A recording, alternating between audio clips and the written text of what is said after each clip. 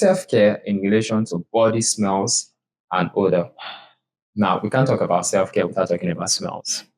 Yes, we can. So how, and this is generic is all encompassing of both genders. So how can one care for themselves? And like what you talked about, how people go out and they get the compliments, they're feeling confident and all of that. Now, smells is one of the way to reduce your self-esteem. Yeah.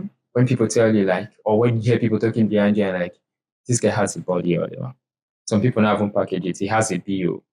Do you understand? Yeah. And people are talking about, have you heard him talk? Have you heard her talk and all of that? So it reduces one's self-esteem. So let's talk about self-care in relation to body smells and all that.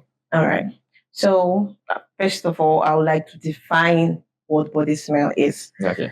So body smell is the mixture of the fluids that your body produces with the bacteria on your skin. So when the fluid that your body produces mixes up with the bacteria on your skin, whatever smell that emanates from there is all the same body smell or body odor. Now, as an individual, you ought to keep check of how you smell, be it your mouth, be it orally, be it under your arm, be it in your sensitive areas. You have to be conscious of how those areas they smell, be it your skin, even how it smells. You have to be conscious of it and keep check of how it smells. Okay. So is that mixture of body fluid and bacteria on your skin? Yeah. Wow. So now what could be, you've talked about some of, because you've talked about how we should pay attention under the armpit and our genitals, yes, and all of that. So now let's talk about what could, you've talked about the mixture and all of that. What practices or what habits do we indulge in that could cause these bad smells, and what conditions can cause? So when we know the cause from not just from this generic overview when I talked about body fluid and bacteria, when we know the cause, things that can even release these bacteria on our skin and all of that, when we know the cause, it's easier to now prevent it. Okay, so I'll start with orally, which is mouth odor. One of the causes are bacteria also in your mouth. So there are a lot of people out there that don't talk much. They don't open their mouth to talk. They are so reserved. So you find out that when that person eventually opens his or her mouth to speak, the smell that comes out is not usually friendly. It's not nice. So that's one of the major causes. So one of the ways to prevent that is to talk often. Even if you're not going to say anything, just talk. Say hello. I talked about it in the beginning when I said self-care has to do with talking with your loved ones. So that's also part of self-care. So you have to talk to prevent mouth odor. Then also infected gums. If your gums are infected, if your tooth is decaying, it causes bad breath as well. Then another thing, self-care, which is you do not brush your mouth regularly. That's also a major cause. The dentist has told us that we should brush our mouth at most twice a day. In the morning, at least twice a day. In the morning and in the evening before bed. So that's for orally. So now I'm going to talk about your skin, because your skin has every tendency to smell if not well taken care of. So for the skin, how to prevent your skin from smelling, as it just basically bathing.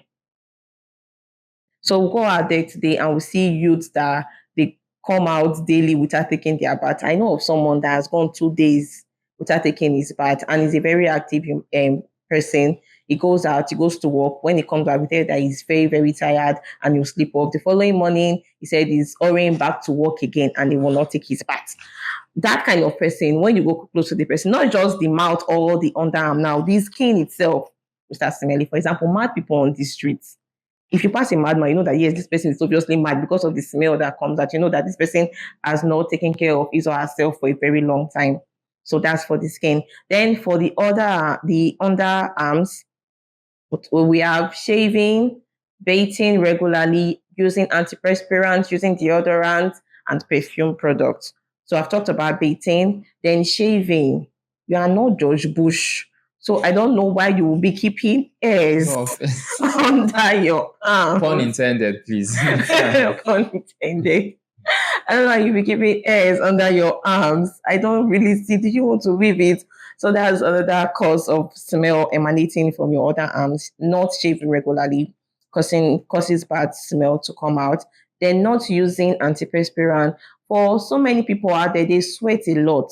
And like I said in the beginning, when your sweat mix with the bacteria in your skin, it causes a very bad smell to emanate from your body. So in order to prevent that, we have to use these antiperspirants and deodorants to curb, to reduce the rate at which you sweat, and to curb every bad smell that was supposed to come out.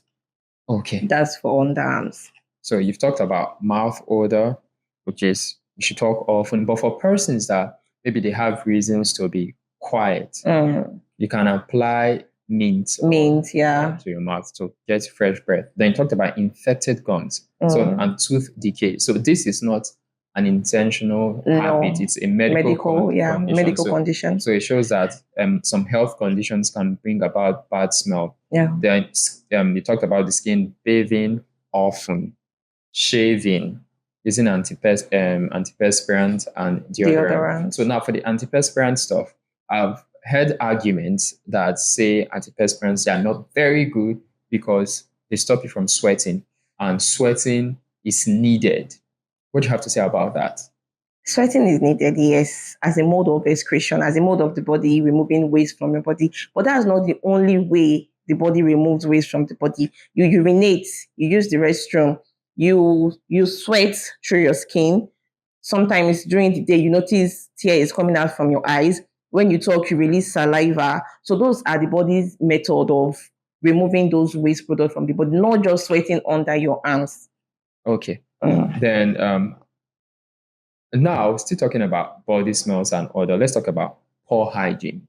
And you also agreed about health conditions. So let's talk about poor hygiene generally. What other causes, like for example, I just was talking about that, when putting on dirty clothes, it's not a great thing. So what other poor or bad practices, yes, that could cause this? Okay, so I've talked about bathing regularly. I've talked about shaving regularly. Okay, putting on clean clothes helps to prevent body odor.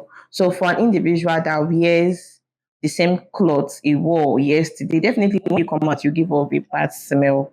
And also for ladies wearing same panties you wore yesterday, for guys wearing same boxers you wore yesterday, today gives us a bad smell. So those are unhealthy practices that we all should stop. Then how about sanitary pad usage for the ladies? For ladies, yes. How should it be used? Okay. As a lady, there is no way you use a single pad from morning till evening. There's no way you use a single tampon from morning till evening. So it's best you change your pads as regularly, especially when you're on your period. When you're period, you are very likely to smell. We all know how bad that stuff smells. So imagine you do not change. Sorry, we'll go ahead. So imagine you do not change your pads or your tampon for a whole day. You use just a single pad from morning to evening, and we are all active human beings, even though you are not active. With the rate at which that stuff is flowing, you do not want to use just one pad from morning to evening. So that's also one of the ways you are it's very, very possible for you to smell. Very possible for you to smell. It's very, very possible for it to introduce infections into your system. So as a lady, stop using one pad from morning to evening. Use at intervals if possible. Use up to 3 to 4 pads in a day. And change your tampons regularly to prevent infection and to prevent bad smell. Okay, even as we begin to wind down, let's talk about self-care routines that one could indulge in, and also tips I could dish out for us to have a healthy life that will be hygienic. And when you come out, you have this confidence and you get compliments and all of that. So what are some of these routines that one can indulge in? Okay. Firstly, the foundation, bathing regularly. You can have your bath like 1 to 3 times a day. Nobody will beat you. So bathing regularly, use of scented product like deodorant, antiperspirant, perfumes. coming to this studio today, I got a lot of compliments on the perfume that I use when I entered the vehicle that brought me here, where I went to withdraw money that brought me here. I got a lot of compliments. Wow, your perfume smells so nice. And it made me feel good. I'm sure everyone wants to be complimented once in a while. So using perfumes, then for ladies, changing your panties at least every 2 months or every 3 months. You get a set for 3 months. After 3 months, you ditch those sets, then you get another set. Oh, yes. Then knowing what antiperspirant works for you is also good. For some people, this particular product does not work for them. For people that sweat a lot, there are particular products that do not really work for them. So know the antiperspirant that works for you. Then orally, you should learn to brush your mouth regularly, use mouthwash, use a very functional toothpaste. The toothpaste that works for you. Not all toothpaste works for every individual. So use a functional toothpaste, get a mouthwash, get mint. Yeah, I think they are minted chewing gums and the likes these days. So you can get those things also to curb bad breath. Then exercises, going out, listening to music, dressing good to feel good. Those are some of the self-care activities that one can carry out. All right. Thank you very much, Nurse Juanita Akpameyuma. It has been an insightful conversation on self-care, from telling us what it is, the different types of self-care, the importance and benefits, and you also told us the very insightful one that I really learned from the self-care in relation to women preventive care timeline, and also in relation to body smells. I really do appreciate. And even as I leave you, remember that others can be caused by health conditions as well. So do have to get your medical checkup like is always recommended. It is I, Ogaga Ikama, thanking you so much for your time, and do have to subscribe to this channel as well if you are yet to. See you in the next episode.